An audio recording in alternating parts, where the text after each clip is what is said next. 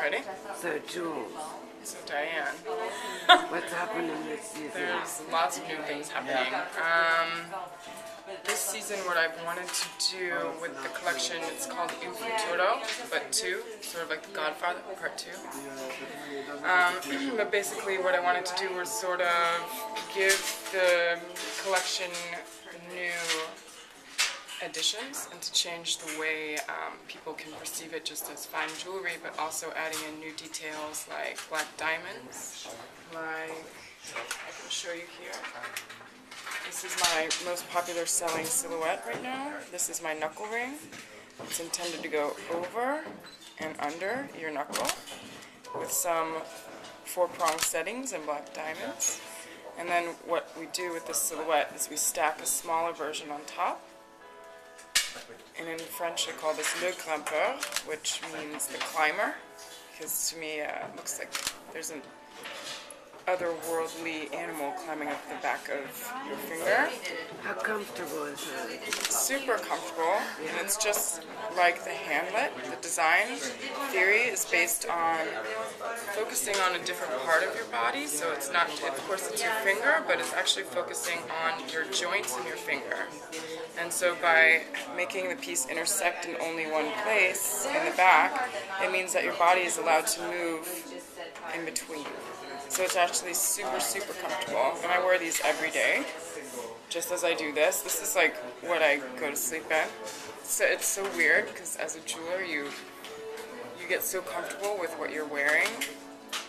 It becomes a part of you. And that's a special thing about jewelry in particular, I think. But with a lot of these items, it's a very tender placement, and we think about the coverage of the body in different places.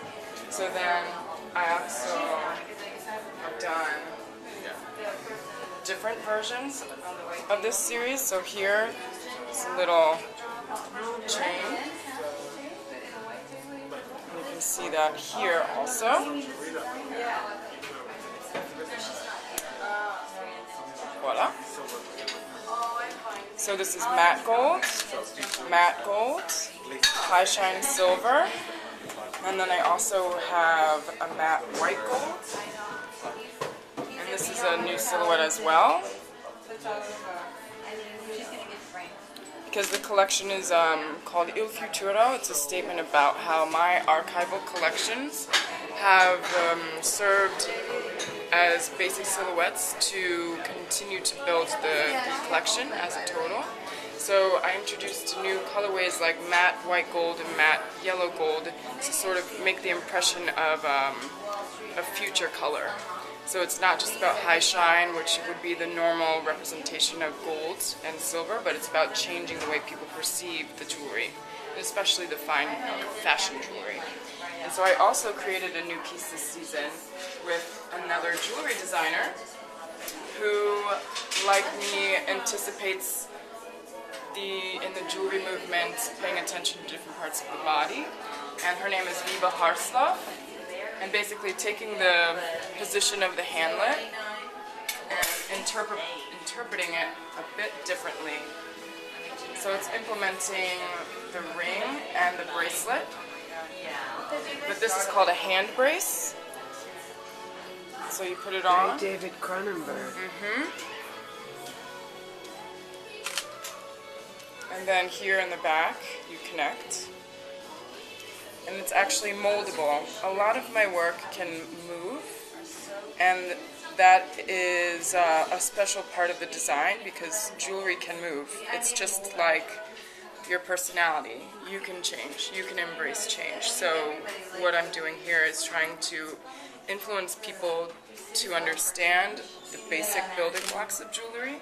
Because if you understand the basics of its fabrication, then you'll understand better how to wear it and how to present yourself. So with this piece, it's actually bendable. And you bend it until you're comfortable. And then this piece, also that theory follows throughout a lot of my pieces in the collection. And this is another new piece that does quite a similar kind of thing. And this piece is an ear cuff with a raw cut black opal. And so what I'm doing here is putting it around the ear, but still in it. I got it right. So when you make the color, you ask You've always liked things around the ear, no? Yeah, I feel like with jewelry I'm constantly trying to redefine the standards and the definitions. So at some point I was like, okay, well, what defines an earring? And an earring has a special piece that's highlighted, right? Like this. And most canary diamonds are actually This is the highlight. This is what people see. to make the This is what you don't see, but this is the sharp point that pierces through the skin. So taking those just basic concepts, I said, okay, well, I'll make something that people can see, and I'll make it sharp, but I'll make it not go through the skin, so it goes around. Because every human being, every body has this part of your ear, which has never been paid attention to other than piercing it. So what I wanted to do is actually hug it, embrace it. And so you can also sort of bend it to fit the shape of the back of your head. And this, I love this color. part of me feels like we should. And what I really wanted to do with some of the new colorways was to bring blue and greens into it. That I don't, but I don't know. Because for me, I found as I've been traveling in the air and on the water, and I found that I was My private clients. severely influenced by the movement of water and its calming effect, and how I feel super connected to the movement of the water and the color. And the color is really, really, really inspiring. So what I did was I created a trifecta series of blue stones. So we have a round brilliant cut, that's a classic shape in jewelry today, and then two smaller ones. And this, to me, is my interpretation of depth and surface. Because I dive really, really deep with my concepts, but I have to make them rest on the surface of the body. So this is sort of like my sort of subconscious trying to communicate with all of my clients without them really knowing. And that's another reason why I chose this stone, because there's so many different layers to it and textures. So there's blues, there's greens, there's refracted light. So all of this is the same quality of moving water, and that's where I get a lot of my inspiration. And that, you can see these blues. And then I also created this piece, because with Il Futuro, what I wanted it to be, it's inspired by the future. It's using my past to represent the present, but also keep pushing the boundaries of jewelry for the future. And so this piece is called an armlet, and basically it's sort of taking the concept of a shoulder blade, which is here, and bringing it here. My arm's a little bit too big for this, but basically it creates a silhouette on top of your body that takes attention away from the top and brings it to the mid-arm section.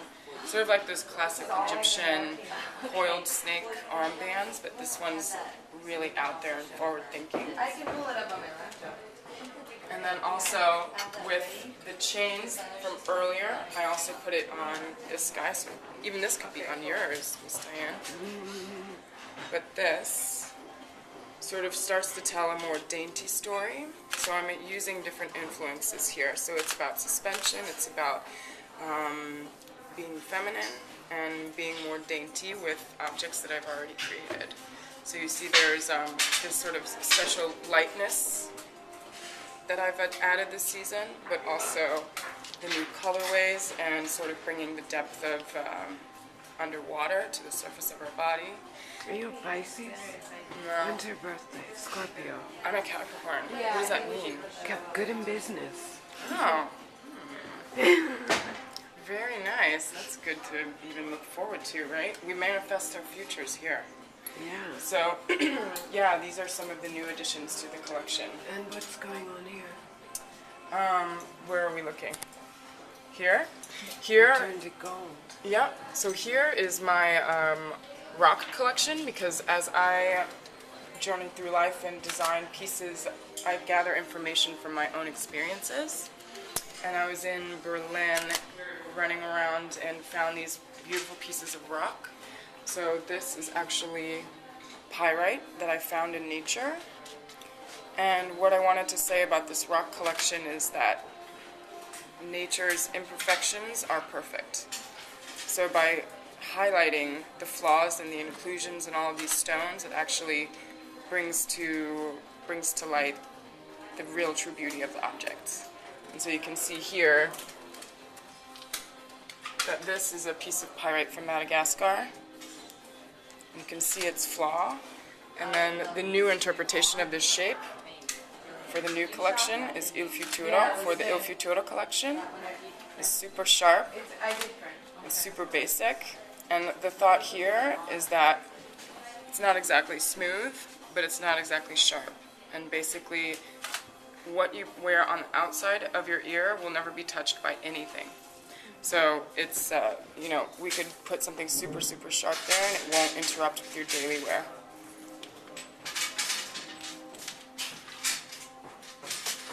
And then, of course, with all of these things, when you make jewelry, there's certain foundations, certain basic ways of fabricating the piece. And so what I want to do as I design pieces, I want my clients to understand the way that they're made, because then they'll start to understand the creative process for me, which is truly the most important part of being a designer and an artist. It's being able to have a unique idea and concept and for it to be able to be translated to the common. And so we go from the super basic stud to 22 karat gold contact lenses to so you can see better to articulated rings with nails in them. And it's all about, translating my experience into fine metals. And here we have the new cocktail rings. And I wanted to bring some color, as you see with the blue and with the raw black opal. I wanted to bring the definition of a cocktail ring. If you can imagine the woman, she's a woman that wants everyone to watch her. And so a cocktail ring is about being at a party and the beauty of the show. And so you wear a huge, ostentatious ring. But what I wanted to do was bring the direction from here to the top. And this also is squeezed to fit. So this is amethyst. This is pink sapphire in rose gold. This is an emerald cut. Not an emerald, but an emerald cut. And this is an emerald. It's the shape. Wow. But basically what I've done is I reinterpreted its setting and I flipped it upside down. So now you can see the depth. So once again, it's a story about bringing the underneath to the surface. So flipping it doesn't change the value of the stone, it changes the interpretation of what it was supposed to be. And so these, to me, they feel like candy. This is green gold, by the way. And super tiny for my super tiny fingers. And then this one is another emerald cut stone, and this is faceted black onyx. To me, it's like haute gamme, high-end bubblegum, these guys. And this is another upside-down quartz. So you can build and stack, and you can always add on to your personal style. So everything here you can mix. I really, really push mixing colors, mixing shapes, mixing where you're putting them on your body. Because we have so much body, and we have so much potential to cover it or to embellish it. So we have to take advantage of them. And so that's what I'm doing, providing the tools